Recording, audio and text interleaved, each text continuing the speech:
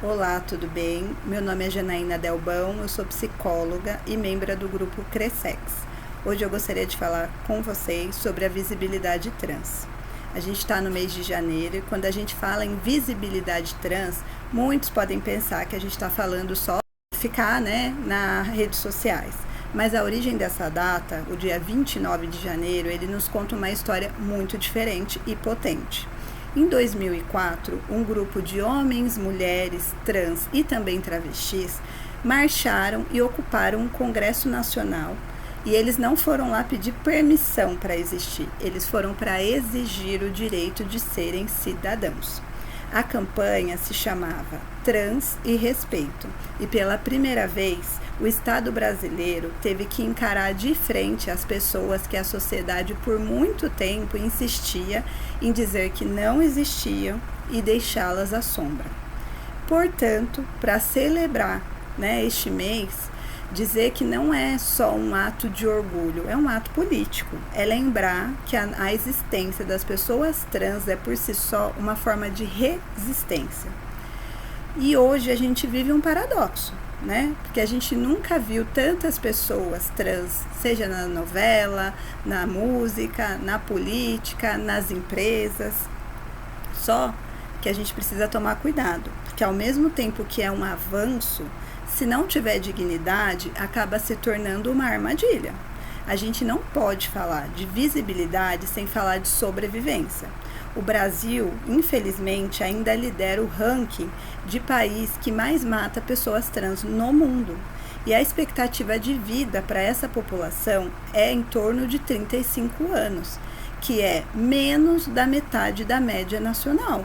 Muitas pessoas que não são trans, que são cis, se elas fossem trans, talvez hoje elas não estariam vivas. Então, por que isso acontece? Não é apenas pela violência direta, mas também pela morte social. É uma morte social que começa quando uma família expulsa um jovem trans de casa, quando a escola não sabe lidar com o nome social e aí permite o bullying e a transfobia. Quando o mercado de trabalho fecha as portas e se torna parte do preconceito, ao invés de entrar em contato e conhecer a competência do profissional. Quando se nega o básico, educação, saúde e trabalho, e no final se nega segurança e vida. E acaba empurrando toda uma parcela da população para a marginalidade. Então, visibilidade precisa significar também acesso à informação e acesso aos direitos. Outro ponto que é essencial nesse mês é humanizar as identidades. Muitas vezes, a mídia ela só mostra a pessoa trans em alguns recortes e de extremos, ou como vítima de uma tragédia, ou como uma figura exótica de entretenimento. Para além de ser trans, essas pessoas, quando as câmeras desligam, elas são pessoas. Então, são pais, mães, filhos, profissionais, artistas, estudantes. São pessoas com sonhos, com medos e com talentos, assim como nós, pessoas cisgênero. E a identidade de gênero é apenas uma parcela do que elas são.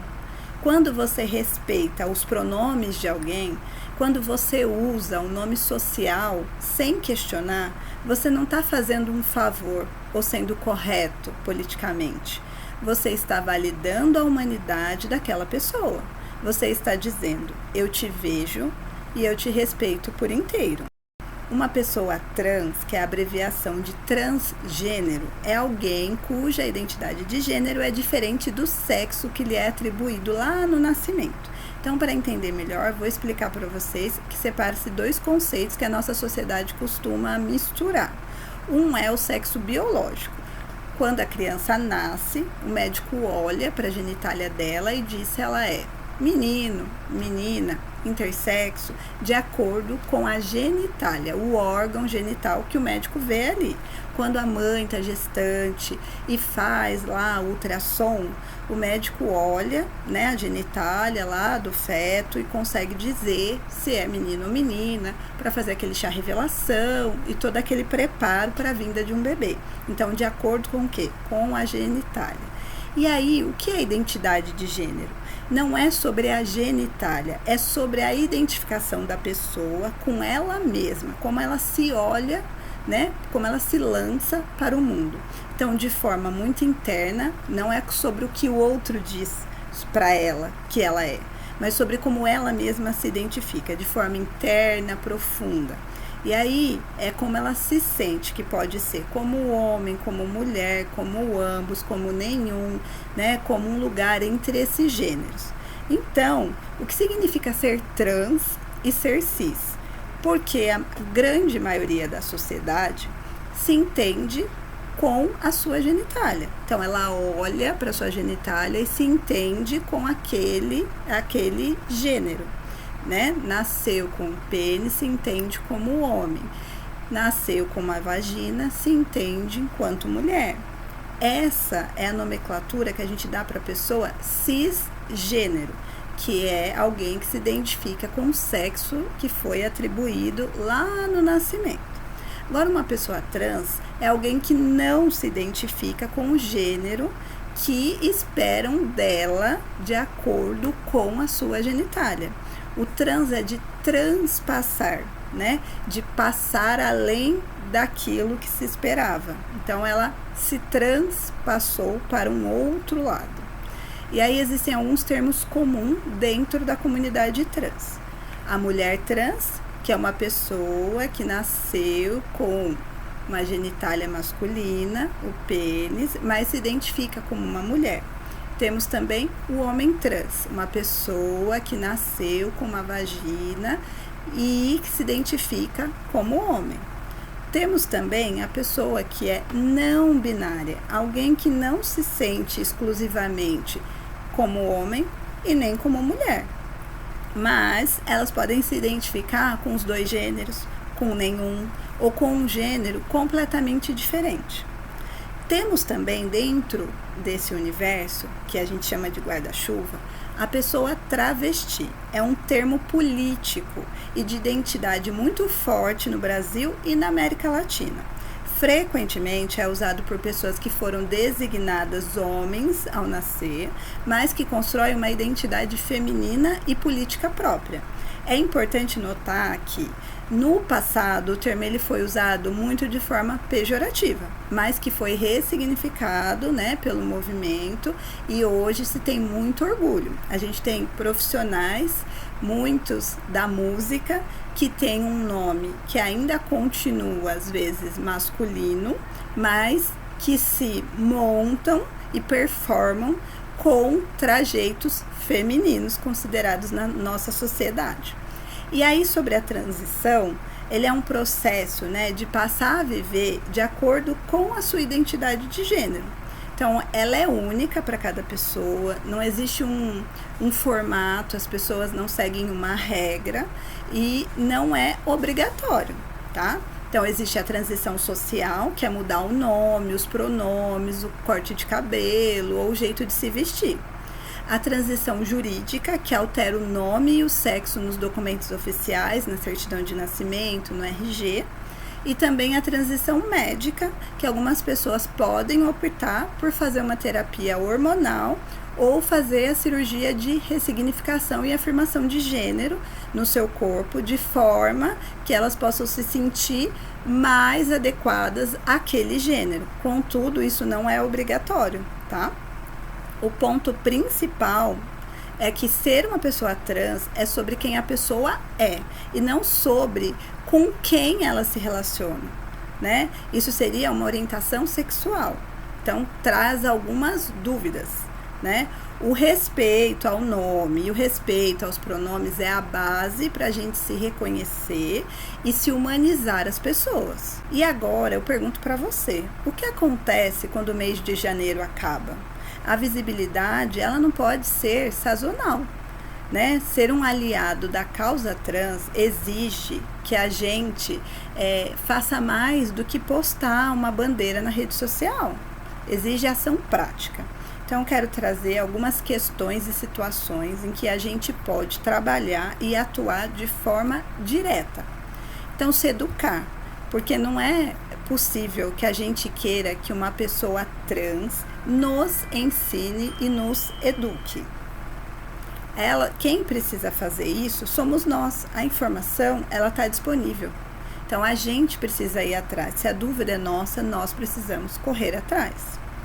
E a gente precisa, dentro, né, das áreas onde nós trabalhamos, se nós temos um cargo de liderança, que a gente contrate e que a gente promova essa população. Que a gente conheça quais são o seu potencial, porque o talento existe. O que falta é a oportunidade. Além disso, precisamos intervir em situações em que constranjam ou que manifeste transfobia e que venha com aquele argumento de era só uma piada. Mas quando não são todas as pessoas que estão confortáveis e riem, isso não pode ser chamado de piada. Isso é crime e chama transfobia. Então a gente precisa que num almoço de família, num encontro de amigos, numa reunião de trabalho, esse tipo de comportamento ele não seja aceito.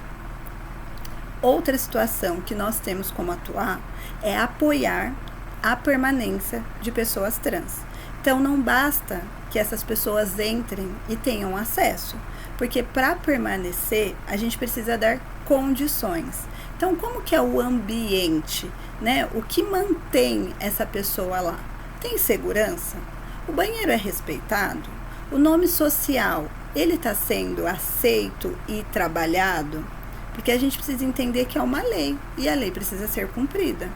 Por muitas vezes a gente vai precisar proteger as pessoas trans, porque elas se encontram em risco, muitas vezes, por serem diferentes.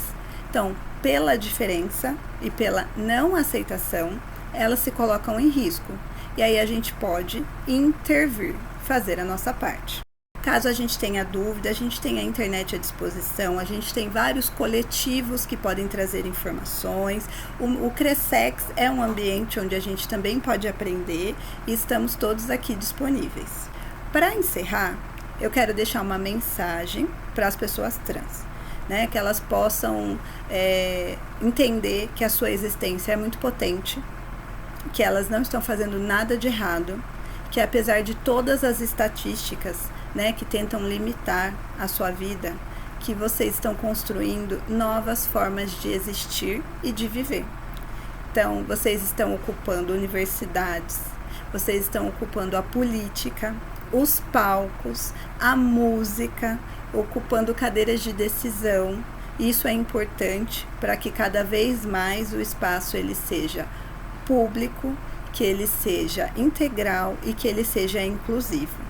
A visibilidade trans, no fim das contas, é sobre o direito de ser comum, de existir, o direito de envelhecer, de amar, de ser amado, sem medo, porque não é sobre entender ou aceitar, é sobre existir e ser respeitado. Que neste mês de janeiro nos sirva como combustível para todos os outros meses do ano. Que a gente saia hoje daqui, né, desse encontro, não apenas com uma informação, mas com o compromisso de construir um mundo onde a diferença seja celebrada e não punida.